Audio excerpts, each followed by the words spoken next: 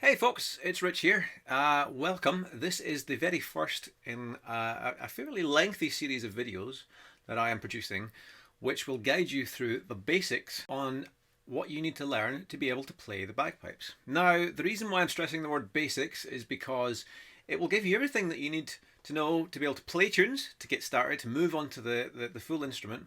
But there are other people in this world, far better qualified than myself, organisations whose sole purpose it is to teach this instrument and to uphold the quality of the instrument. And I will be recommending other resources that you should be looking at and you should be acquiring as you go through these videos. That being said, I also strongly urge you that you get in touch with other professional pipers and pipe bands, and you arrange to meet these people in person and you play alongside them and you learn from them. You get that experience of listening to other pipers and asking them questions, things that you cannot possibly dream to get from sitting watching a guy on YouTube with absolutely no interaction with a piper in real life. Okay, only by doing that will you truly develop proper mastery of your technique. Obviously I'm not in the room with you, so I can't hear what you're doing and I can't see what you're doing, so I can only show you as much as the camera will allow you to see, and I'll do my best to explain things very clearly. Before we even talk about equipment, the big thing that you need to have is the right attitude. So then I've had questions from people saying, hey, I want to learn how to play this particular tune. Is it okay if I just learn how to play the melody and then come back and learn the rudiments later on? No, it's not okay. I can't stop you from doing what you're going to do, but fundamentally, if that's your approach, you're never actually going to learn how to play the instrument. This is not an instrument that you can just get by on, okay?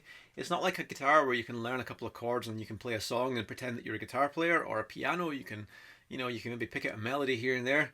It's not like that at all.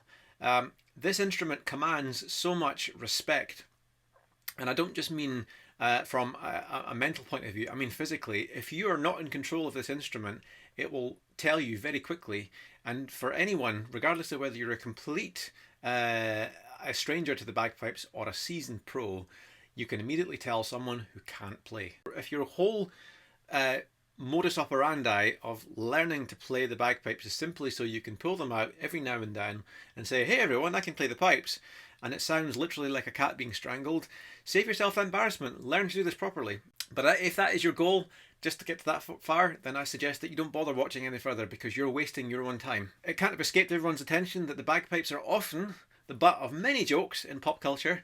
People who have never even spent any time listening to a piper, who wouldn't even give it the time of day, immediately think to themselves, yeah, that's a terrible instrument. Why would anyone play that? It sounds awful. But above all else, and this is a really important thing, is that by not learning to play the rudiments, we're not learning to do things properly, you are stripping out the very character that makes the bagpipes as unique as they are.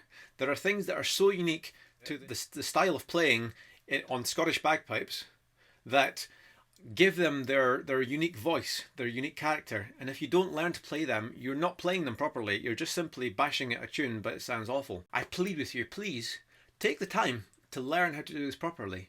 We're going to be going through rudiments, of course, but it's not going to be a case of you have to wait for the whole video series before you get to a tune. We're going to work on tunes very quickly, and you're going to learn rudiments that are specific to that tune as a sort of a staging ground, okay? So you won't have to wait too long, but please put the time in, practice, learn how to do these things properly. Put the time in now as well, because you don't want to be a year down the line and still not be able to play things properly and find that it starts to get in the way, because the more complex the tunes become, the harder it becomes to play certain things properly when you haven't mastered the technique at the early stage, okay? Now, having said that, nothing to be afraid of. There is nothing in here that is too taxing. There is nothing here that is rocket science or brain surgery, okay? Not at all.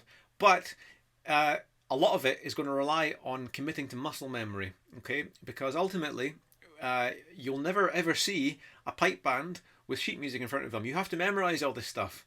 So you can't look at your hands either, because you can't physically see what your hands are doing when you're playing an instrument. So you really have to get this stuff properly ingrained in your muscle memory. And it will come, but the only way that will come is with time and practice. And talking about practice, of course, we need to be realistic about things. People ask me, how long does it take to learn to play this instrument? Well, the answer to that is always, how long is a piece of string? It depends on the individual. It depends on how much time you're going to put into it, and how much of the right attitude you have to your practice. Okay, if you're the kind of person that thinks to yourself, yeah, that's fine, I'll give it 5 minutes practice and then I've nailed it, then you know you're not going to improve. Unless you're a genius, of course. I'm not going to exclude that. If you are on the opposite end of the scale and you're the kind of person that never thinks you're good enough, then that's going to hold you back as well. But you've got to find the midway point here. Okay, you've got to be confident in the fact that if you're following instructions and you're doing things right and you're putting the time in, the reward will come. Don't give yourself unrealistic expectations. Don't sit and say to yourself, by 2 months from here, I'm going to be playing on the full instrument. I'm going to play this tune and this tune and this tune, and I'm going to be amazing. Okay, unless you have 24 hours a day with no sleep, it ain't going to happen. Okay, but it's a completely unrealistic goal anyway. You need time to properly get comfortable with everything that you're going to do, because you're not just creating new brain cells, but you're creating new muscle strengths for doing lots of different things. Okay, so my advice to everyone always is spend consistent, frequent amounts of time short. Okay, I at the early stages, certainly I wouldn't go any more than 20 minutes of practice, because there's not going to be so much that you can do after that point. But little short bursts of concentrated, quality, focused practice where you're very mindful about what you're doing is far better than spending 3 hours mindlessly going through something, not paying attention to how you're playing it, to how it sounds, not paying attention to room for improvement. You're not going to get anywhere that way. But if you even only have 5 minutes in your day, well, say I'm going to practice this thing only for 5 minutes. Do that. Focus entirely. Your entire essence, your entire world is absorbed in that 5 minutes of practice. And if you did that 3 or 4 times a week, you will make far better progress by doing it consistently. But if you do like 2 or 3 hour stints and then leave it for a week, well, you know, you might as well be talking to a brick wall in that case, because you're not going to get anywhere. Again, unless you're a genius. Life, of course, gets in the way. At this moment of filming, we are currently in lockdown because of the coronavirus, and I can't think of any better example of life completely getting in the way. So please, please be realistic. Don't give up. There are times where you're going to feel like punching the wall. There are times you're going to feel like bashing your head off something very hard. I've been there. I still go through that sometimes. I've been playing for 25 years now, and there are times where I feel like screaming. There are a lot of factors that come into your progress as a player, but for the love of God, don't give up and don't set yourself unrealistic expectations. Give yourself time, give yourself the benefit of the doubt, give yourself room to grow.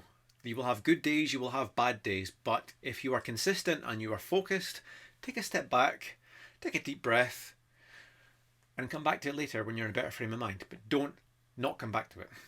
That's the most important thing. All right?